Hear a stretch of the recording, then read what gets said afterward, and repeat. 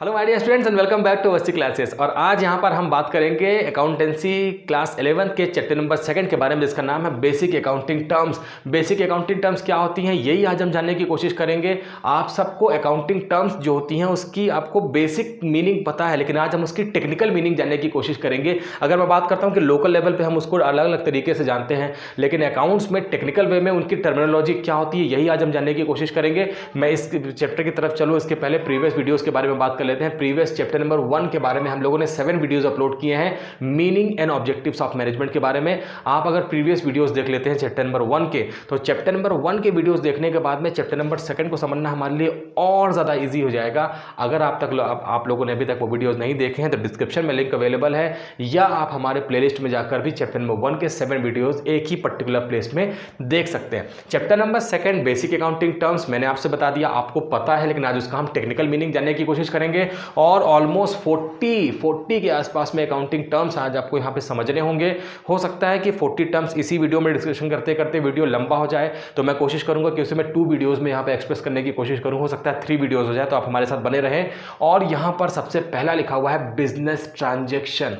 Business में होने वाली ट्रांजैक्शन का मतलब मैंने आपको बता दिया, लेन देन। मैं एक कस्टमर हूं, आप भी एक कस्टमर हैं, और आप हर रोज़ बिजनेस ट्रांजैक्शन करते हैं। आप अपने नियर बाई शॉप में जाते हैं, वहां पे अगर आप डिमांड करते हैं कि भैया मुझे ये पेन दे दो, ये मार्कर दे दो, और वो शॉपकीपर आपको वो गुड्स प्रोवाइड करता है, आप उसे वहाँ से कैश पेमेंट कर देते हैं। अगर आपके पास में कैश नहीं है तो आप कहते हैं भैया ऐसे मेरे नाम से उधार लिख लेना, क्रेडिट में लिख लेना। यही ट्रांजैक्शन जो हो रही है, चाहे वो कैश में हो रही है, चाहे वो क्रेडिट में हो रही है, बिजनेस यूनिट में हो रही है, बिजनेस कंसर्न के साथ आप कर रहे हैं, इसे ही हम कहते हैं बिजनेस ट्रांजैक्शन। तो मैंने आपसे कहा ना कि आपको पता है, आज उसका सिर्फ टेक्निकल टर्म हम जानने की कोशिश करेंगे। दूसरी इंपॉर्टेंट बात आपको जो ध्यान रखनी है वो ये याद रखना है कि बिजनेस ट्रांजैक्शन कभी भी नॉन मॉनेटरी नहीं हो सकती। हमें बिजनेस में जो भी ट्रांजैक्शन रिकॉर्ड करना है उसका मॉनेटरी इवैल्यूएशन पॉसिबल होगा, तो ही वो सब्जेक्ट मैटर बन पाएंगी हमारे बिजनेस ट्रांजैक्शन का। कोई भी एक्टिविटी जो बिजनेस में बहुत ज़्यादा इंपॉर्टेंट रखती है, उसका इन्फ्लुएंस बहुत ज़्यादा है, लेकिन बिजनेस में उसको मॉनेटरी टर्म में एक्सप्रेस कर पाना पॉसिबल नहीं है, तो एक्सक्यूज़ मी, ऐसी ट्रांजैक्शन को हम अपने बिजनेस ट्रांजैक्शन का पार्ट नहीं बना सकते। एक छोटा सा एग्जांपल के साथ आपको समझाऊंगा, शायद जल्दी समझ में आ जाएगा। मान लेते हैं कि एम्प्लॉय हमारे बिजनेस में पिछले कई ईयर से वर्क कर रहा था, और अचानक से आज उसकी रिटायरमेंट की डेट है। उसके रिटायरमेंट की डेट के बाद में वो जो अकेला बहुत सारा काम कर पा रहा था, ऐसे में उसके जाने के बाद में ऐसा कैपेबल पर्सन हमें मिल पाएगा, नहीं मिल पाएगा, तो उसके जाने से जो लॉस बिजनेस में हो रहा है, ये हमारे बिजनेस के लिए नॉन मॉनेटरी लॉस है। क्योंकि उसके जाने से कितना लॉस होगा, इसे हम कौन से टर्म में एक्सप्रेस करेंगे, किस टर्म में एक्सप्रेस कर पाएंगे, ये हमारे लिए पॉसिबल नहीं है, नॉन इकोनॉमिक है, लेकिन हमारे बिजनेस के लिए लॉस की वजह बन रही है, लेकिन उसका मॉनेटरी वैल्यूएशन पॉसिबल नहीं है। इस वजह से उसे हम अपने बुक्स ऑफ अकाउंट में रिकॉर्ड नहीं कर सकते। तो सिर्फ यहाँ पर हमें इकोनॉमिक एक्टिविटीज़ को ही रिकॉर्ड करना है, जिसका हम मॉनेटरी वैल्यूएशन कर पाते हैं, उन्हीं एक्टिविटीज़ को रिकॉर्ड करना है। मैंने आपसे प्रीवियस वीडियोस में कहा कि हम बिजनेस कर रहे हैं, being busy is called business. Economic, legal, social और वहाँ पर रेगुलर एक्टिविटीज़ करते हैं, उसे ही हम बिजनेस कहते हैं। और उसमें हमें जो ट्रांजैक्शन बुक करनी है वो लीगल होनी चाहिए, साथ में वो इकोनॉमिकल होनी चाहिए, जिसका पैरामीटर वहाँ पर मॉनेटरी टर्म होता है।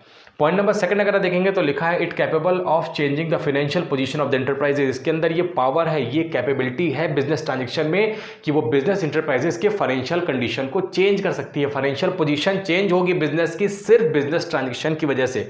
हम जो बुक्स ऑफ अकाउंट बना रहे हैं, हम क्योंकि जो हम टर्मिनोलॉजी पढ़ रहे हैं, ये टर्मिनोलॉजी हम इसलिए पढ़ रहे हैं क्योंकि हमें बुक्स ऑफ अकाउंट में अकाउंट्स बनाना सीखना है, अकाउंट्स अपने सब्जेक्ट में। और अकाउंट्स बनाने का जो बेस होता है वो जब बिजनेस में भैया लेन देन होगा, जब ट्रांजैक्शन होगी, तभी तो अकाउंट्स बनेंगे। तो ये जो ट्रांजैक्शन हम बुक कर रहे हैं, ये किसी भी बिजनेस के फाइनेंशियल पोजीशन को चेंज करने के लिए ही होती हैं। बिजनेस में जो चेंजेस होंगे वो बिजनेस ट्रांजैक्शन के वजह से ही होंगे। तो पॉइंट नंबर 2 लिखा हुआ है कि ये कैपेबल है, इसके अंदर ये कैपेबिलिटी है कि बिजनेस में होने वाले चेंजेस, जो फाइनेंशियल चेंजेस हो रहे हैं, उसको चेंज कर पाए किसी भी बिजनेस इंटरप्राइजेस के बिजनेस ट्रांजैक्शन, उसे हम कहते हैं।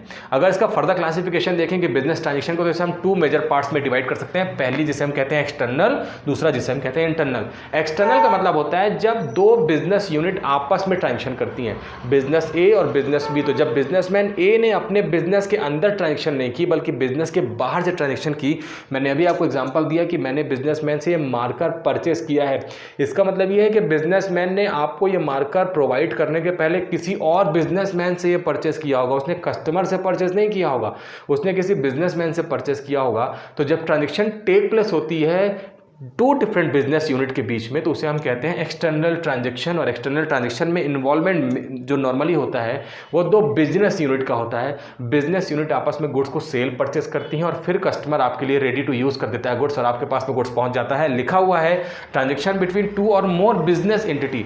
जब ट्रांजेक्शन टू और मोर बिजनेस एंटिटी के बीच में होती है, बिजनेस यूनिट के बीच में होती है, तो उसे हम एक्सटर्नल यहाँ पर ट्रांजेक्शन कहते हैं। परचेज हो गया, सेल्स ऑफ गुड्स हो गया, जो मैंने आपसे कहा कि आपको गुड्स प्रोवाइड करने के लिए मैं पहले कहीं से गुड्स परचेस करके लाता हूं फिर आपको प्रोवाइड करता हूं, तो ये कहलाता है बिजनेस ट्रांजेक्शन का एक्सटर्नल लेवल। अगर हम इंटरनल बात करते हैं, इंटरनल बिजनेस ट्रांजेक्शन क्या होती हैं, तो जो ट्रांजेक्शन भैया बिजनेस के अंदर हो रही होती हैं। मेरे बिजनेस में कई सारे एम्प्लॉइज़, जब मेरे एम्प्लॉइज़ वर्क करेंगे तो मुझे उनको सैलरी या वेजेस का पेमेंट करना होगा। मेरे बिजनेस में इलेक्ट्रिसिटी का बिल आता है, मेरे बिजनेस में मैं बिल्डिंग का रेंट पेमेंट करता हूँ, मेरे बिजनेस में बहुत सारे रिपेयर मेंटेनेंस के एक्सपेंडिचर होते हैं। बिजनेस में जो मैंने एसेट्स लगाई हैं वो टाइम पे उसकी वैल्यू डिक्रीज़ हो रही है क्योंकि मैं इसे यूज़ कर रहा हूँ, क्योंकि उसमें घिसावट हो रही है, उसमें हम डिप्रिसिएशन लगाते हैं। ये सारे ही बिजनेस के अंदर हैं, आपको बिजनेस के बाहर नहीं जाना है। और जो बिजनेस के अंदर ट्रांजेक्शन होती हैं इसे हम इंटरनल बिजनेस ट्रांजेक्शन कहते हैं। अगर आप देखेंगे तो लिखा हुआ है डिप्रिसिएशन, इंटरेस्ट ऑन कैपिटल, ऐसे बहुत सारी होती हैं जो कि अभी हम अपकमिंग अपने चैप्टर्स में जानने की कोशिश करेंगे, यही तो हमें पढ़ना है। तो बिजनेस ट्रांजेक्शन का मतलब क्लियर हो गया है, हर वो ट्रांजेक्शन जो बिजनेस से रिलेटेड है, जो एक बिजनेस से दूसरे बिजनेस में या अपने बिजनेस के अंदर हम जो ट्रांजेक्शन कर रहे हैं, जो हमारे बुक्स ऑफ अकाउंट बनाने के लिए हमारी डायरेक्ट वे में हेल्प करते हैं, उन्हीं ट्रांजेक्शन को जो मॉनेटरी टर्म में होते हैं उसे ही हम कहते हैं बिजनेस की लेन देन या बिजनेस की ट्रांजेक्शन। और अल्टीमेटली वो ही बेस होते हैं अकाउंट्स बनाने के लिए। मेरे हिसाब से इतना सब कुछ समझाने के बाद तो बिजनेस ट्रांजेक्शन का मतलब आप समझ चुके हैं। पॉइंट नंबर सेकंड, एंटिटी की अगर हम बात करते हैं, एंटिटी का मतलब होता है कि जब हम बिजनेस कर रहे होते हैं तो बिजनेस मेरे नाम से नहीं हो रहा है, बिजनेस हो रहा है जो मैंने अपने बिजनेस का नाम रखा है, जो मैंने बोर्ड लगाया हुआ है, जिसके नाम से मैंने लेटर पैड अपने बिल छपवाए हुए हैं, वो कहलाता है बिजनेस। और लोग मुझे मेरे नाम से कम और मेरे बिजनेस के नाम से ज़्यादा जाने लगते हैं, तो मैंने एक सुटेबल टाइटल प्रोवाइड किया, उसे ही मैं कहता हूँ एंटिटी। जैसे अगर आप देखेंगे तो लिखा है an economic unit which is form for earning income. Economic unit का मतलब हो गया कि आपने बिजनेस एक्टिविटी को इकोनॉमिक एक्टिविटी के थ्रू ही लिया था, वहां पर आपका लाइवलीहुड और अर्निंग प्रॉफिट मेन एम था। तो इकोनॉमिक यूनिट है जिसमें हम अर्निंग प्रॉफिट को करने के लिए, इनकम जनरेट करने के लिए प्रोवाइडिंग सर्विसेज और सेलिंग गुड्स, तो वहां पर आप बिजनेस में अपने उस एंटिटी से या तो सर्विसेज को प्रोवाइड करेंगे, अगर आप सर्विस प्रोवाइडर हैं। हमने पढ़ लिया है कि हम ट्रांजेक्शन बिजनेस में बिजनेस दो ही चीज़ों का कर सकते हैं, या तो गुड्स का या तो सर्विसेज का, तीसरी कोई चीज़ नहीं जिसका बिजनेस हो सके। तो अगर आप गुड्स का बिजनेस करते हैं तो आप गुड्स को या तो परचेस करेंगे या तो सेल्स करेंगे, और अगर आप सर्विस प्रोवाइडर हैं तो आप सर्विसेज जो कि इनविजिबल होती हैं, इनटेंजिबल होती हैं, उसका बिजनेस करेंगे। तो एक प्लेटफॉर्म ऐसा है एंटिटी जहां पे आप गुड्स या सर्विसेज की डिलीवरी देते हैं और वहां से इकोनॉमिक इवेंट को कर पाते हैं, इसे हम कहते हैं एंटिटी। सिंपल वे में कहूँ, आपके बिजनेस का नाम है जो आपको और आपके बिजनेस को अलग करता है, उसे ही हम कहते हैं एंटिटी। और बिजनेस में हम जो एंट्रीज पास करते हैं वो बिजनेस के पॉइंट ऑफ व्यू से करते हैं, बिजनेसमैन के पॉइंट ऑफ व्यू से नहीं करते हैं, बिजनेस के पॉइंट ऑफ व्यू से हम एंट्री पास करनी है। Point number third, accounts. जब हम बिजनेस ट्रांजेक्शन करेंगे किसी भी एंटिटी का तो हमें अकाउंट्स बनाना पड़ेगा, इसे आप ऐसे समझ सकते हैं। और अकाउंट्स ही वो समरी है जिसमें से हम किसी भी बिजनेस के एंड रिजल्ट तक पहुंच सकते हैं। बिजनेस करने का एम था profit and loss account find out करना, बिजनेस में हमारी एसेट्स, हमारी लायबिलिटी की क्या पोजीशन है, जिसे हम फाइनेंशियल पोजीशन ऑफ बिजनेस कहते हैं, ये सब कुछ आप फाइंड आउट कर पाएंगे अगर आप अकाउंट्स बनाते हैं। टेक्निकल टर्म में अगर मैं आपसे बात करूं तो हम अकाउंट्स को सिस्टमेटिक वे में बनाते हैं। पहले हम जर्नल एंट्री बनाते हैं, फिर हम लेजर बनाते हैं, फिर हम ट्रायल बैलेंस बनाते हैं, फिर हम फाइनल अकाउंट बनाते हैं। क्योंकि ये टेक्निकल टर्म्स हैं, अपकमिंग अभी आप सेशन में आपको पता चल जाएगा।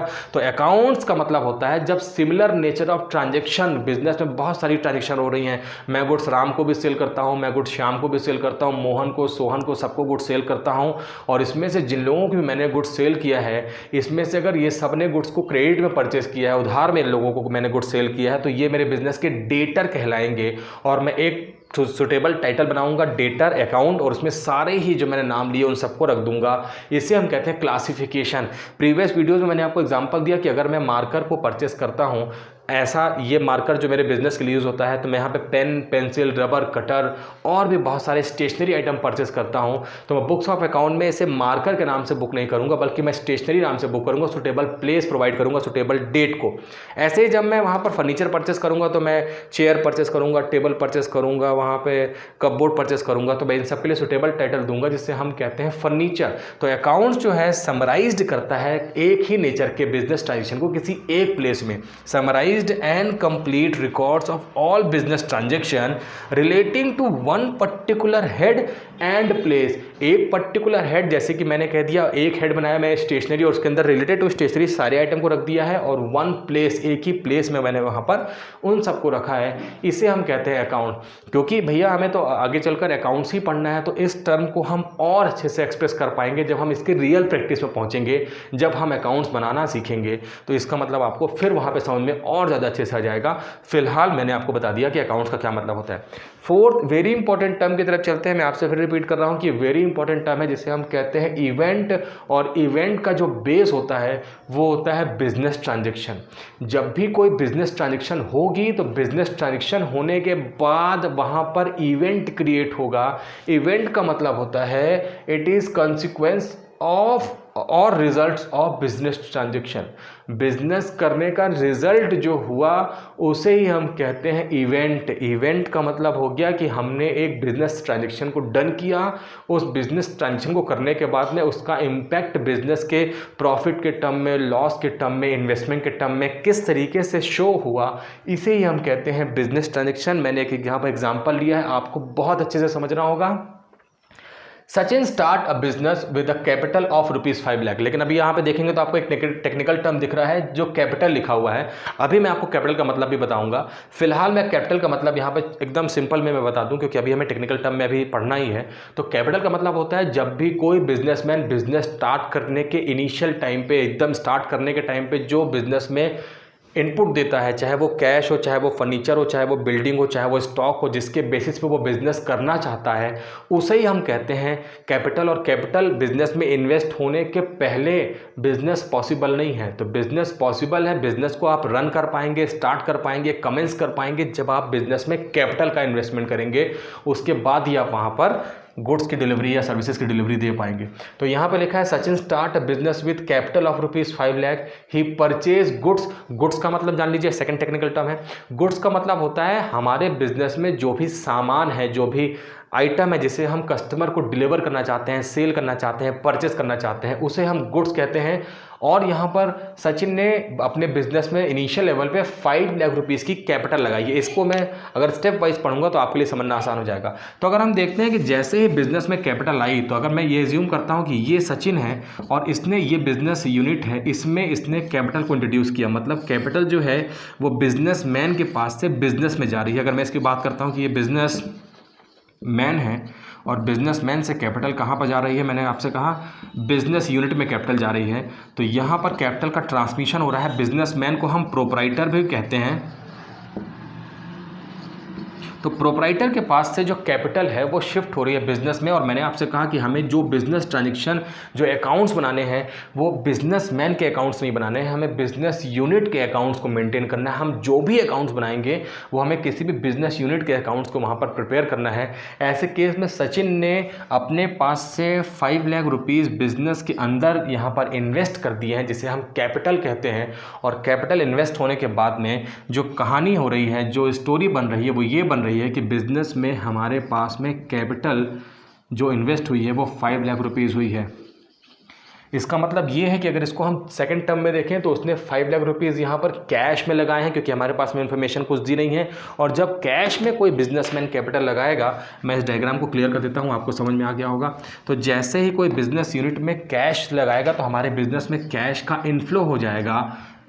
बिजनेस में या तो कैश का इनफ्लो होगा या तो कैश का आउटफ्लो होगा। तो हमें इन दोनों चीज़ों को देखना है कि कितना कैश आया और कितना कैश बिजनेस से बाहर गया।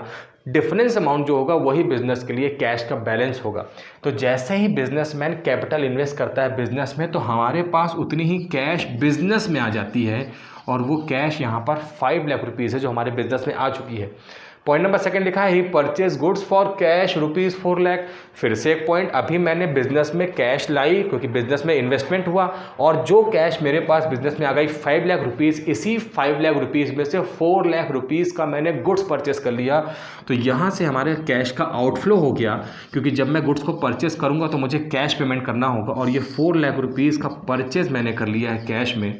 तो मेरे बिजनेस से यहाँ पर कैश का आउटफ्लो हो जाता है 4 लाख रुपीज़ का।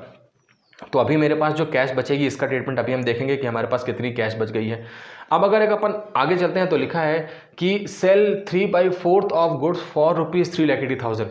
ये जो परचेज हुआ यहाँ पे अगर आप देखेंगे तो परचेज जो सचिन ने किया है वो 4 लाख रुपीज़ का परचेज किया है और इस 4 लाख रुपीज़ के परचेज को अगर हम देखते हैं तो 4 लाख रुपीज़ के परचेज का 3/4 पार्ट मैंने सेल कर दिया। मैंने जो परचेज लाया था, मैंने मतलब सचिन ने जो गुड्स का परचेज किया था वो सेल करने के लिए किया था, लेकिन अभी तक पूरे गुड्स का सेल नहीं हो पाया है। यहाँ पर मैंने 3/4 गुड्स का सेल कर दिया है, जबकि 1/4 जो है वो मेरे कहलाएगा अनसोल्ड, क्योंकि मैंने अभी तक सिर्फ 3/4 मीन्स 3 लाख रुपीज़ का गुड्स यहाँ पर सेल कर दिया है।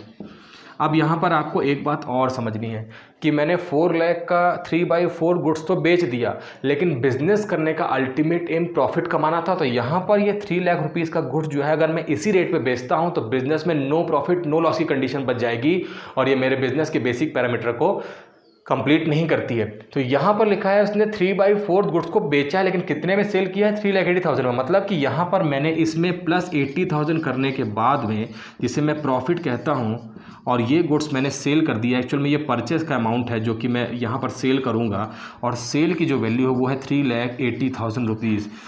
तो सेल्स का कंसेप्ट अगर आप समझेंगे तो वो बन रहा है परचेस प्लस प्रॉफिट, जिसे हम फ्यूचर में कॉस्ट भी पढ़ेंगे। मैं आपको कॉस्ट का टर्म भी बताऊंगा। तो कॉस्ट में अगर हम प्रॉफिट ऐड करते हैं तो हमारे पास सेल्स बन जाती है।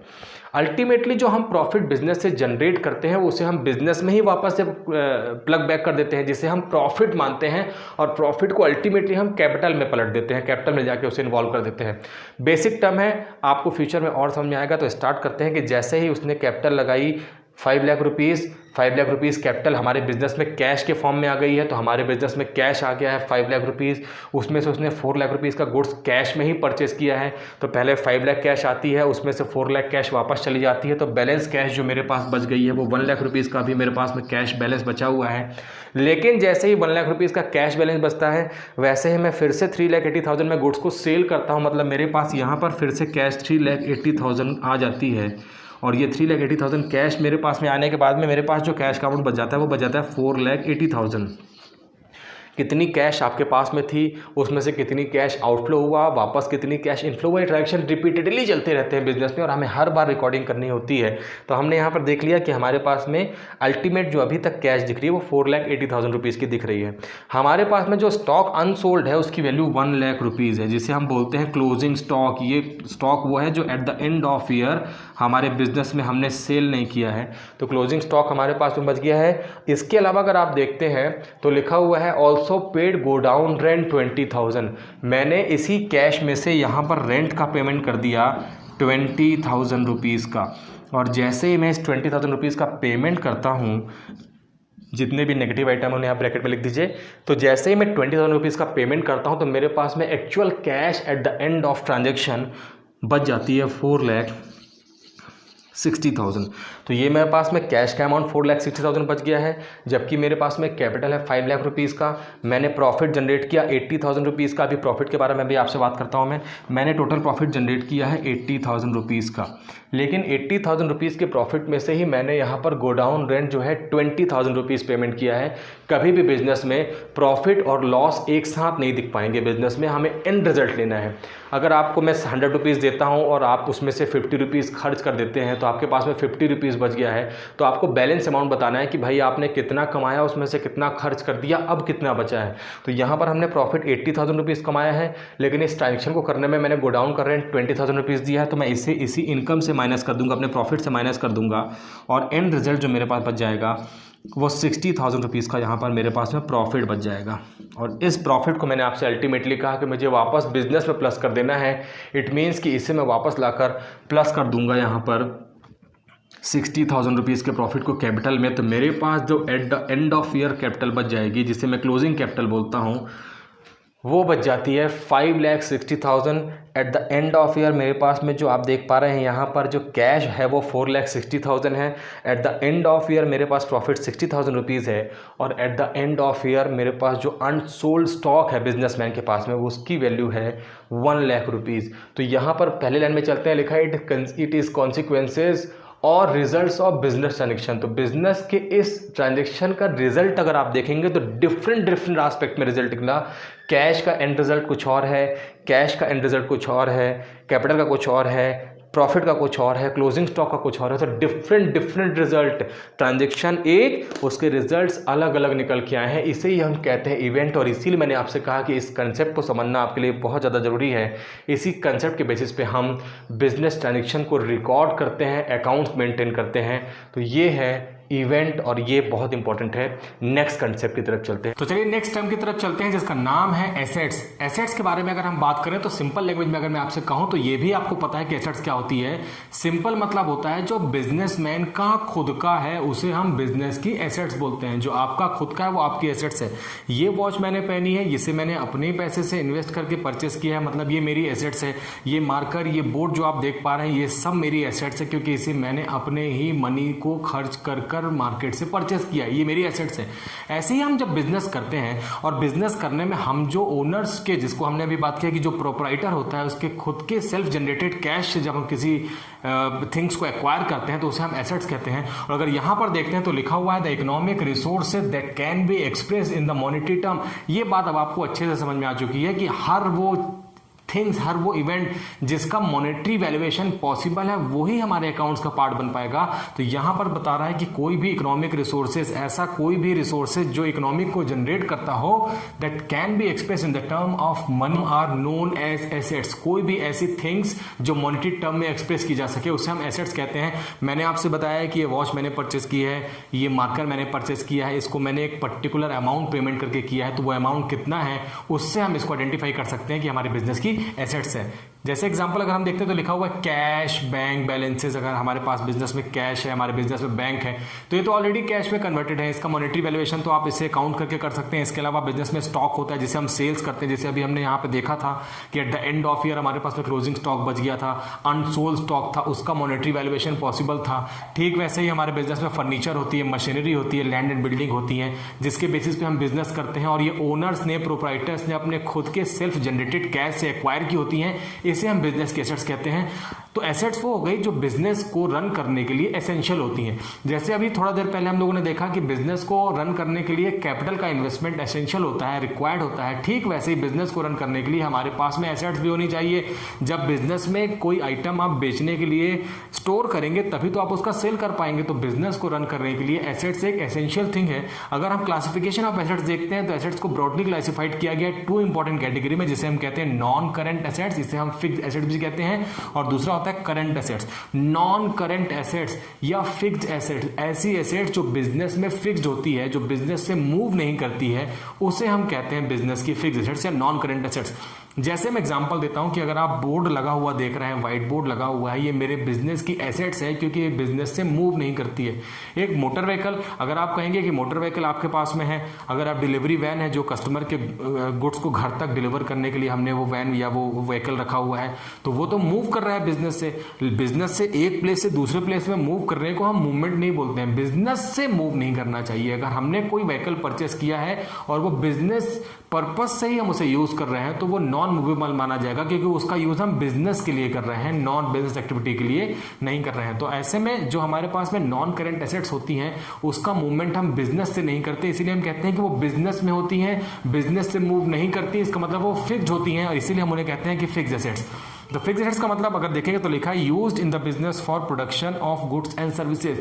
हम बिजनेस में फिक्स्ड एसेट्स का यूज करते हैं सर्विसेज और गुड्स को प्रोड्यूस करने के लिए, उनकी मैन्युफैक्चरिंग करने के लिए। अगर मैं आपसे एग्जांपल में बात करूं कि एक कैलकुलेटर जिस मैन्युफैक्चरिंग यूनिट में बना होगा तो इस पर्टिकुलर कैलकुलेटर को बनाने के लिए जो मशीनरी लगी होगी वो तो वहां पर लगी ही है, उसमें से तो लगातार वहां पर कैलकुलेटर का प्रोडक्शन हो रहा है। जबकि कैलकुलेटर बनने के बाद में मार्केट में आया, कस्टमर ने परचेस कर लिया, फिर वहां नया कैलकुलेटर बना, फिर नया कैलकुलेटर बना, फिर नया कैलकुलेटर बना। तो ऐसी एसेट जो बिजनेस में फिक्स्ड है लेकिन जो वो वहां से मैन्युफैक्चरिंग कर रही है वो फिक्स्ड नहीं है। तो जो एसेट्स वहां पर गुड्स के प्रोडक्शन या सर्विसेज को प्रोड्यूस करने के लिए वहां पर हमने फिक्स्ड की है, जैसे कि ये बोर्ड मैंने आपसे बताया, इससे मैं आपको सर्विस प्रोवाइड कर रहा हूं, ये बोर्ड यहां पर फिक्स्ड है, ये मेरी एसेट्स है। तो गुड्स और सर्विसेज की मैन्युफैक्चरिंग या सर्विसेज को रेंडर्ड करने के लिए आप जो वहां पर एसेट्स यूज करते हैं उसे हम फिक्स्ड एसेट्स कहते हैं। ये एसेट्स नॉट फॉर सेल होती हैं। मैंने आपसे कहा कि कैलकुलेटर को बनाकर मैंने कस्टमर को सेल कर दिया, लेकिन कैलकुलेटर को बनाने की जो मशीन है उससे मैंने सेल नहीं किया। वो बिजनेस में लॉन्ग टर्म तक हमारे पास बनी रहेगी, जिसका यूज हम फर्दर प्रोडक्शन में या सर्विसेज को रेंडर्ड करने के लिए करते हैं। अगर हम बात करते हैं तो इसका लिखा है exist in long term more than 1 year. किसी भी एसेट्स को अगर हम बाइफिकेट ये समझें कि वो बिजनेस के लिए फिक्स्ड एसेट्स है कि वो बिजनेस के लिए करंट एसेट्स है, तो इसके लिए आप यहाँ पे पीरियड कंसेप्ट को ले सकते हैं। मोर देन 1 ईयर, अगर हम बात करते हैं कि बिजनेस में जो एसेट्स 1 ईयर से ज्यादा एग्जिस्ट करती है तो उसे हम बिजनेस की फिक्स्ड एसेट्स में काउंट करते हैं। तो यहाँ पे जो टाइम ड्यूरेशन है वो मोर देन 1 ईयर और लेस देन 1 ईयर है। अभी हम करंट एसेट्स में देखेंगे तो यहाँ पर मोर देन 1 ईयर जो बिजनेस में एसेट्स हमारे पास रहेगी उसे हम बिजनेस की फिक्स्ड एसेट्स बोलते हैं या बिजनेस की नॉन करंट एसेट्स बोलते हैं। एग्जाम्पल के साथ अगर हम समझने की कोशिश करें, अगर आप किसी शॉप में जाते हैं और वो रिटेल शॉप है, जो कि नॉर्मली हम रिटेल शॉप के साथ में हमारा इनकाउंटर होता रहता है, हम अपने बिजनेस के अपने नियर बाई होम प्लेस के आसपास में वहाँ पर प्लेसेस में जाते रहते हैं। वहाँ पर जाने के बाद आपने देखा होगा कि जब आप कोई गुड्स का डिमांड करते हैं तो सामने एक काउंटर होता है, जो हमारे इंडियन प्रैक्टिस में नॉर्मली होता है। एक काउंटर होता है, उस काउंटर के उस साइड में बिजनेसमैन होता है और इस साइड में आप होते हैं। उस काउंटर को हम मानते हैं कि इसके ऊपर से ट्रांजेक्शन डन होगी। तो बिजनेस में लगा हुआ वो काउंटर, बिजनेस में रखी हुई वेट मशीन, बिजनेस में लगा हुआ फैन या एसी, बिजनेस में जो हमने रैक्स लगा रखे हैं जिसमें हमने गुड्स को वहाँ पर सुटेबल प्लेस में स्टोर किया है, ये सब बिजनेस के लिए कहलाती हैं बिजनेस की फिक्स्ड एसेट्स। वहीं बिजनेस की बिल्डिंग जिसमें बिजनेस चल रहा है, ये भी बिजनेस के लिए फिक्स्ड एसेट्स है, क्योंकि ये नॉन मूवेबल है, इसे हम फ्रीक्वेंटली बिजनेस में चेंज नहीं करते हैं। तो ये बिजनेस की फिक्स्ड एसेट्स होती हैं, जो कि आप समझ चुके हैं। अभी बिजनेस की फिक्स्ड एसेट्स को फर्दर क्लासिफाइड किया है 2 कैटेगरीज में, जिसे हम कहते हैं टेंजिबल एसेट्स और इनटेंजिबल एसेट्स। टेंजिबल एसेट्स का मतलब होता है the assets which can be touch and feel and see. ऐसी एसेट जिसे हम देख सकते हैं, टच कर सकते हैं, फील कर सकते हैं, ऐसी सारी एसेट्स को हम कहते हैं टेंजिबल एसेट्स। टेंजिबल एसेट्स का मतलब हो गया ऐसी एसेट जिसका फिजिकल अपीयरेंस होगा, जिसका फिजिकल एग्जिस्टेंस होगा, उसे हम कहते हैं टेंजिबल एसेट। जैसे कि मैंने आपसे कहा, ये जो व्हाइट बोर्ड आप देख पा रहे हैं, ये मार्कर देख पा रहे हैं, ये वॉच देख पा रहे हैं, ये सब टेंजिबल एसेट्स हैं जिसे हम टच कर सकते हैं, फील कर सकते हैं, इसे हम देख सकते हैं। तो ये बिजनेस के लिए टेंजिबल एसेट्स होती हैं। तो टेंजिबल एसेट्स का मतलब क्लियर हो गया है। वहीं दूसरी तरफ होती हैं इनटेंजिबल एसेट्स। इनटेंजिबल एसेट्स ऐसी एसेट्स होती हैं जो बिजनेस में होते हुए भी हमें दिखाई नहीं देती हैं, लेकिन बिजनेस के लिए एसेंशियल होती हैं। जैसे कि मैं अगर आपसे बात करूं कि अब मैंने अवस्थी क्लास का एक लोगो बनवाया है जो मेरे बिजनेस का ट्रेडमार्क है। अब उस ट्रेडमार्क को बनवाने के लिए मैंने किसी गवर्नमेंट को वहाँ पर लाइसेंस लेने के लिए और ट्रेडमार्क को परचेस करने के लिए कुछ एक हैवी अमाउंट पेमेंट किया होगा। एक हैवी अमाउंट अगर मैं किसी एसेट्स को परचेस करने के लिए करता तो वो मेरे बिजनेस की टेंजिबल एसेट्स होती। यही हैवी अमाउंट मैंने लाइसेंस लेने में, पेटेंट लेने में, ट्रेडमार्क लेने में या अपने बिजनेस के लिए कोई हॉलमार्क बनाने के लिए वहाँ पर परचेस किया है, तो वो बिजनेस के लिए इनटेंजिबल एसेट्स कहलाती है और वो होती फिक्स्ड एसेट्स है। इसके अलावा एक और इंपॉर्टेंट एसेट्स होती है जिसे हम कहते हैं गुडविल। गुडविल एक टेक्निकल टर्म है जिसे हम फ्यूचर में समझेंगे। गुडविल भी बिजनेस के लिए एक इंटेंजिबल फिक्स्ड एसेट्स मानी गई है, जो बिजनेस में जिसका एग्जिस्टेंस होना हमारे बिजनेस के लिए बहुत इंपॉर्टेंट होता है। तो एसेट्स आपने देख लिया कि 2 तरीके के हैं। टेंजिबल एसेट्स वो जिसे हम देख सकते हैं, टच कर सकते हैं। इंटेंजिबल एसेट्स वो जिसे हम देख नहीं सकते लेकिन उसका एग्जिस्टेंस, उसका अपीयरेंस बिजनेस में होना चाहिए। अगर बिजनेस में इंटेंजिबल एसेट्स होती हैं तो बिजनेस के लिए रिलायबिलिटी बढ़ जाती है, बिजनेस हमारा और ज्यादा शार्प वे में ग्रोथ कर सकता है। तो दोनों ही टाइप की एसेट्स हमारे बिजनेस के लिए होना जरूरी है। वहीं हम अगर बात करते हैं कि क्लासिफिकेशन ऑफ एसेट्स में जो सेकंड एसेट्स है जिसे हम कहते हैं करंट एसेट्स। करंट एसेट्स का मतलब एक ऐसी एसेट जो बिजनेस में रहेगी अप टू 1 ईयर तक बिजनेस में एग्जिस्ट करना चाहिए। फिर से एग्जांपल समझते हैं। मैंने आपसे एग्जांपल लिया कि अभी मैंने इस कैलकुलेटर को मार्केट में बेचने के लिए लाया, तब जबकि इसका प्रोडक्शन हो चुका है और इसका प्रोडक्शन करने वाली जो एसेट्स थी उसे मैंने नाम दिया है फिक्स्ड एसेट्स। अब ये वहां से कैलकुलेटर बन के निकल चुका है जो इमीडिएट कंज्यूम हो जाएगा, जिसे मुझे कस्टमर को सेल करना है। तो कस्टमर को मैंने गुड सेल कर दिया, फिर मैंने नया कैलकुलेटर बनाया, फिर मैंने नया कैलकुलेटर बनाया। तो ऐसा कैलकुलेटर जिससे मैं कैलकुलेटर को बनाता हूं और मार्केट में कस्टमर को सेल कर देता हूं, तो वो एसेट जो कैलकुलेटर है मेरे बिजनेस में बहुत ज़्यादा टाइम तक एग्जिस्ट नहीं कर पाती है, इसे हम कहते हैं करंट एसेट्स।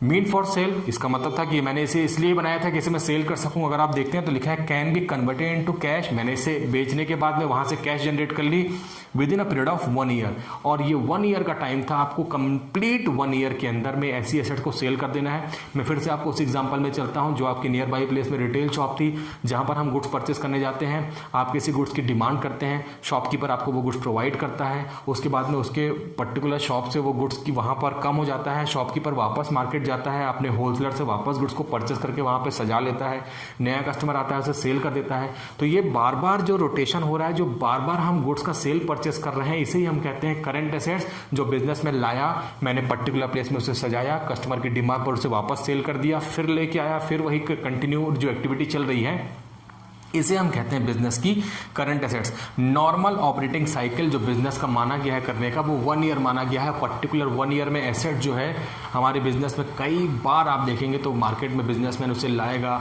एक सूटेबल प्लेस में स्टोर करेगा, कस्टमर की डिमांड पर उसे वापस सेल कर देगा। तो यहाँ पर ऑपरेटिंग साइकिल का जो टाइम है वो 1 ईयर माना गया है। जब इसके अलावा लिखा है also known as circulating assets. Circulating का मतलब भी आपको समझना चाहिए। सर्कुलेटिंग का मतलब होता है जब हम ज़्यादा फ्रीक्वेंट वे में एसेट्स को चेंज करते हैं, कि मैंने आपसे बताया कि मैंने पर्टिकुलर प्लेस में उसे वहाँ पर प्लेस किया, उसके बाद में कस्टमर ने डिमांड की तो मैंने उसे सेल कर दिया, मैं फिर मार्केट से लेके आता हूँ, फिर कस्टमर डिमांड करता है। तो ऐसा मैं अपने एक कंप्लीट ईयर में कई बार करता हूँ, और ऐसा करने से मैं एसेट्स को अपने बिजनेस में जो ड्यूरेबिलिटी है वो 1 ईयर तक होल्ड करता हूँ, और ऐसी एसेट्स को हम कहते हैं current assets.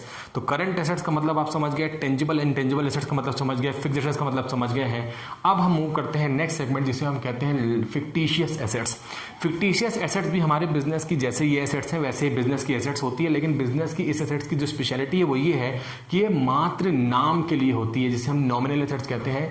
These are not assets. ये एसेट्स होते हुए भी बिजनेस के लिए एसेट्स नहीं होती हैं। बड़ी अजीब सी बात है कि बिजनेस की एसेट्स होते हुए वो एसेट्स नहीं है, और can not be converted into cash. इसे हम कैश में कन्वर्ट नहीं कर सकते। तो भैया जब उसे हम कैश में कन्वर्ट नहीं कर सकते और वो बिजनेस के लिए एसेट्स नहीं होती है, तो फिर हमने इसे फिक्टिशियस एसेट्स का नाम क्यों दिया? इसके पीछे के रीजन को जान लीजिए।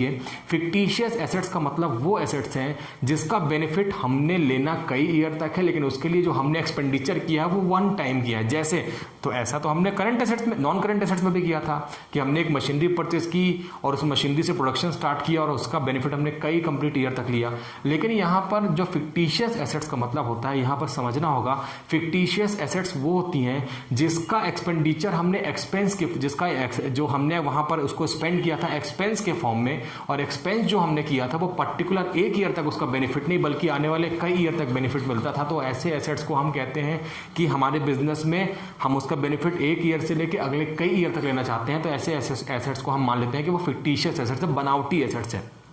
जैसे अगर हम अभी, क्योंकि ये टेक्निकल टर्म है, आप जब अभी बहुत छोटे हैं, आपकी एज भी बहुत छोटी है, तो फिक्टिशियस एसेट्स के कंसेप्ट को समझने के लिए जब आप अपकमिंग क्लास 12th में जाएंगे तो वहाँ पे और अच्छे से समझ सकते हैं। इसमें हम discount on issue of debentures, underwriting commission का राइट ऑफ, प्रीलिमिनरी एक्सपेंडिचर होते हैं। तो ये सारे टेक्निकल टर्म्स होते हैं जो शायद अभी आपको समझ में नहीं आएंगे। ऐसी सारी ही एसेट्स को हम कन्वर्ट करते हैं बिजनेस की फिक्टिशियस या नॉमिनल एसेट्स में। नॉमिनल एसेट्स को हम बैलेंस शीट में अपने फाइनेंशियल पोजीशन अकाउंट्स को शो करने में भी एक सेपरेट प्लेस प्रोवाइड करते हैं और उसे वहां पे रिकॉर्ड करते हैं। इसका इंपैक्ट कैसे होता है हम अपने जब नेक्स्ट सेशन में डिस्कशन करेंगे इसके बारे में। इसके अलावा एक एसेट्स और होती है जिसे हम कहते हैं लिक्विड एसेट्स। लिक्विड एसेट्स की अगर मैं बात करूं तो वो अल्टीमेटली करंट एसेट्स का ही एक पार्ट होता है। करंट एसेट्स के बारे में मैंने आपसे बात की कि करंट एसेट्स वो होती हैं जिसे हम पर्टिकुलर 1 ईयर में सेल कर सकते हैं और उसमें से कैश कन्वर्ट कर सकते हैं। लेकिन लिक्विड एसेट्स की जो स्पेशलिटी है वो ये है कि इसे हम इमीडिएट कैश में कन्वर्ट कर सकते हैं, और ऐसी एसेट्स को कैश में कन्वर्ट करने से होने वाली लॉस या हमें लॉस होगा इस बात की जो प्रोबेबिलिटी है वो बहुत कम हो जाती है। लिखा हुआ readily converted into cash with in minimum loss, with minimum loss. तो मिनिमम लॉस के साथ में उसे आप बेच सकते हैं। ऐसी एसेट्स होती हैं जैसे हमने बात की कि कैश इन हैंड और कैश एट बैंक, जो कि मैंने आपको बताया कि कैश और बैंक बैलेंसेज जो ऑलरेडी कैश में कन्वर्टेड होते हैं। इसके अलावा हमारे बिजनेस में एसेट जो ऐसी होती हैं जैसे कि हम बात करते हैं कि हमने शॉर्ट टर्म इन्वेस्टमेंट परचेस किया है मार्केट से, हमने मार्केट से ऐसी सिक्योरिटीज को परचेस किया था जो मार्केट में आप जब चाहें परचेस कर लें और जब चाहें तो सेल कर दें। तो शॉर्ट टर्म इन्वेस्टमेंट आपने परचेस किया था, आपने गोल्ड परचेस किया था जो कि जब भी आपको जरूरत होगी आसानी से मार्केट में बिक जाता है और कैश में कन्वर्ट हो जाता है। तो लिक्विड एसेट्स का मतलब होता है जो जस्ट नेक्स्ट टू कैश होती हैं, उसे हम इमीडिएट मार्केट में बेचकर वहां से पैसा ले सकते हैं। अगर हम यहाँ पे बात करें कि स्टॉक जो होता है बिजनेस के लिए, स्टॉक भी हमारा मार्केट में बिक जाता है, लेकिन वो इमीडिएट नहीं बिकता है। तो जो स्पेशलिटी पाई जाती है लिक्विड एसेट्स में वो ये होती है कि इसे हम तुरंत मार्केट में बेचकर वहाँ से पैसा ले सकते हैं, उसे हम लिक्विड एसेट्स कहते हैं। अब हम एक इंपॉर्टेंट सेगमेंट चलते हैं जिसे हम कहते हैं लायबिलिटी। तो दो एस्पेक्ट हैं, जिससे एक एस्पेक्ट है जिसे हम एसेट्स कहते हैं और दूसरा एस्पेक्ट जिसे हम लायबिलिटी कहते हैं। डिफरेंस एसेट्स और लायबिलिटी के बीच का जो होता है उसे हम कैपिटल कहते हैं, उसको भी हम अपने देखेंगे अभी आगे आने वाले सेगमेंट में। तो लायबिलिटी का कंसेप्ट मतलब होता है डेब्ट्स और obligation that business enterprises has to pay. ऐसी कोई भी मॉनेटरी लायबिलिटी, ऐसा कोई भी रिस्पॉन्सिबिलिटी जिसे मुझे मॉनेटरी टर्म में पेमेंट करना है, वो मेरे बिजनेस के लिए कहलाती है लायबिलिटी। अगर मैं बिजनेस स्टार्ट करने के टाइम पर मेरे पास में स्कैर्सिटी ऑफ फंड था, मेरे पास में इतना पैसा नहीं था कि मैं बिजनेस उतने पैसे से स्टार्ट कर सकूं, तो मैंने बैंक से, फाइनेंशियल इंस्टीट्यूशन से, कैपिटल मार्केट से या किसी पर्टिकुलर पर्सन से पैसा लोन लिया, बोरो किया, उधार लिया और उस पैसे से बिजनेस किया। इसका मतलब ये है कि जो पैसा आपने बैंक से, फाइनेंशियल इंस्टीट्यूशन से या किसी मनी लेंडर से पैसा जो उधार लिया है, जो लोन लिया है, जो क्रेडिट लिया है, यही क्रेडिट आपके लिए लायबिलिटी बन जाती है, क्योंकि आपको इस पर्टिकुलर अमाउंट का एक सर्टेन टाइम पीरियड के बाद पेमेंट करना ही होता है। तो लिखा है डेब्ट्स और ऑब्लिगेशन। डेब्ट्स मतलब जो हमने लिया है उधार, वो हमारे लिए ऑब्लिगेशन है कि हम उसका पेमेंट करेंगे ही करेंगे, और यही हमारे बिजनेस के लिए लायबिलिटी होती है। एसेट्स आपने देखा कि नॉन करेंट और करंट होती है, ठीक वैसे ही अगर हम अपने लायबिलिटी की बात करते हैं तो वो भी नॉन करेंट और करंट होती है।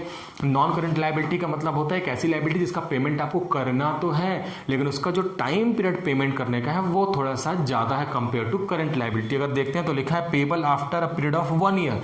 तो एक ऐसी लायबिलिटी जिसका पेमेंट आपको एक कंप्लीट ईयर के बाद में हो सकता है, second year, third year, fourth year या 10th ईयर में करना होगा। तो ऐसी लायबिलिटी जिसका इमीडिएट पेमेंट आपको नहीं करना है, वो आपके बिजनेस के लिए कहलाती है नॉन करंट लायबिलिटी। और वहीं अगर हम करंट लायबिलिटी की बात करते हैं तो वो कहलाती है obligation to payable within 1 year. ऐसी लायबिलिटी जिसका पेमेंट आपको विद इन ईयर, एक ही साल के अंदर में पेमेंट कर देना है, तो उसे हम कहते हैं करंट लायबिलिटी। तो फिक्स लायबिलिटी और करंट लायबिलिटी का एक एग्जांपल जान लेते हैं। मैं किसी बैंक में जाता हूं और बैंक से मैं कहता हूं कि मुझे एक क्वांटम ऑफ अमाउंट का लोन चाहिए। अगर वो मान लेते हैं कि 1 लाख रुपीज़ का लोन है, तो बैंक हमसे ये क्वेश्चन रेज करता है कि ये लोन आपको कितने दिनों के लिए चाहिए। अगर मैं कहता हूं कि ये लोन मुझे 3 ईयर्स के लिए चाहिए, तो वो लोन की जो लायबिलिटी की पेमेंट होगी वो नॉन करंट में होगी, क्योंकि मुझे 3 ईयर का टाइम मिल गया है। लेकिन अगर मैं बैंक से मैं कहता हूँ कि वो लोन मुझे पर्टिकुलर 1 ईयर के लिए चाहिए, तो ऐसे में वो लोन जो कवर हो जाएगा वो कवर हो जाएगा करंट लायबिलिटी में। मुझे एक पर्टिकुलर ईयर में इस लोन का पेमेंट बैंक को करना ही होगा विद इंटरेस्ट, क्योंकि मैंने बैंक से लोन लिया है और जहां पर लोन आता है वहां पे इंटरेस्ट जरूर आता है, और मुझे बैंक को उस लायबिलिटी का पेमेंट अलोंग विथ इंटरेस्ट करना ही होगा। तो लायबिलिटी का कंसेप्ट आप समझ गए हैं। कोई भी एक ऐसा मॉनेटरी ऑब्लिगेशन जिसको आपको पेमेंट करना ही है, एक पर्टिकुलर टाइम है, वहाँ पे सर्टेन टाइम है, उस टाइम में करना है, उसे ही हम कहते हैं यहाँ पर लायबिलिटी। वो करंट और नॉन करंट दोनों हो सकती है। लास्ट पॉइंट देखते हैं इस सेशन का। मैं आपसे बता दूं, इस सेशन में हम सिर्फ पॉइंट नंबर 9 तक ही डिस्कशन करेंगे। नेक्स्ट वीडियो में और सारे टर्म्स के साथ हम आपसे मिलेंगे। तो पॉइंट नंबर 9 है कंटिजेंट लायबिलिटी। एक ऐसी लायबिलिटी जो एट प्रेजेंट जिस ईयर में हम अकाउंट्स मेंटेन कर रहे हैं उस ईयर के लिए लायबिलिटी नहीं है। लिखा हुआ है depends upon the future events, potential loss that may occur in future. कई सारे इवेंट ऐसे होते हैं जो फ्यूचर बेस्ड होते हैं। ऐसी लायबिलिटी जो फ्यूचर में उस इवेंट के होने या ना होने पर डिसाइड होगी, उसे हम कहते हैं कंटिजेंट लायबिलिटी। एग्जांपल अगर मैं आपको देता हूं कि मैंने आपको ये कैलकुलेटर पर सेल कर दिया और मैंने आपको इसमें गारंटी दे दी कि भाई ये 3 साल तक ये कैलकुलेटर जो है ये डिफेक्टिव नहीं होगा, ये खराब नहीं होगा, और मैंने आपको गुड्स बेच दिया। अब लिखा हुआ है कंटिजेंट लायबिलिटी वो होती है जो फ्यूचर इवेंट पे डिपेंड होती है। अगर कंटिन्यू 3 ईयर तक में इसके गारंटी पीरियड के टाइम तक में कैलकुलेटर खराब नहीं होता है तो मेरे ऊपर कोई भी लायबिलिटी कस्टमर के साइड से नहीं क्रिएट होगी। लेकिन अगर ये कैलकुलेटर विद इन 3 ईयर में डिफेक्टिव हो जाता है तो बिजनेसमैन के ऊपर एक लायबिलिटी क्रिएट होती है कि वो इस डिफेक्ट का पेमेंट अब उस पर्टिकुलर कस्टमर को करे जिससे उसने इस गारंटी के एक स्पेसिफिक टाइम की वहां पर कमिटमेंट की थी, जिसे हमने गारंटी नाम दिया था। तो ऐसे केस में लायबिलिटी जो फ्यूचर में इवेंट के होने या नहीं होने पर डिपेंड करती है उसे हम कहते हैं कंटिजेंट लायबिलिटी। आप क्लास 11th में, मैंने आपसे कहा अभी आप छोटी एज के हैं, फिलहाल कंटिजेंट लायबिलिटी का इतना ही कंसेप्ट अगर आप समझ लेते हैं तो ये बहुत इंपॉर्टेंट है। एक और इंपॉर्टेंट बात कंटिजेंट लायबिलिटी के लिए, कंटिजेंट लायबिलिटी वो लायबिलिटी होती है जिसे हम अपने भी फाइनेंशियल अकाउंट का पार्ट नहीं बनाते हैं, इसे हम अपने फाइनेंशियल अकाउंट के इनर कॉलम में कभी भी मेंशन नहीं करते हैं, इसे हम हमेशा दिखाते हैं फुट नोट में। मतलब कि जब हम अकाउंट्स मेंटेन कर लेते हैं उसके बाद एक सुटेबल प्लेस में हम दिखाते हैं कि हमारे पास में इतने पर्टिकुलर अमाउंट का कंटिजेंट लायबिलिटी फ्यूचर में हो सकता है, क्योंकि अगर लायबिलिटी फ्यूचर में ऑकर हो जाएगी तो वो रियल लायबिलिटी में कन्वर्ट हो जाएगी, और रियल लायबिलिटी में कन्वर्ट होने के बाद उसे हम करंट या नॉन करंट बोलेंगे, बुक्स ऑफ अकाउंट का पार्ट बनाएंगे, तब जबकि वो फ्यूचर में सर्टेन हो जाए कि ये लायबिलिटी क्रिएट होगी। अदरवाइज जो फ्यूचर डिपेंड में होगा कि फ्यूचर में कैसी लायबिलिटी होगी अभी डिसाइड नहीं है, ऐसी लायबिलिटी को हम कहते हैं कंटिजेंट लायबिलिटी। तो मेरे बच्चों इस वीडियो में इतना ही रखते हैं। नेक्स्ट वीडियो में मैं आपके साथ डिस्कशन जो करूंगा वो मैं आपसे डिस्कशन कर लेता हूं। नेक्स्ट वीडियो में मैं आपके साथ में डिस्कशन करूंगा कैपिटल के बारे में, ड्राइंग्स के बारे में, रेवेन्यू एक्सपेंडिचर्स के बारे में। ये बहुत इंपॉर्टेंट सेगमेंट हमारे लिए होने वाला है। इस वीडियो में इतना ही रखते हैं। तब तक के लिए इस वीडियो को आप देखें और अपने नोट्स कंप्लीट कर लें। नेक्स्ट वीडियो में फिर मिलते हैं, तब तक के लिए wish you all the very best.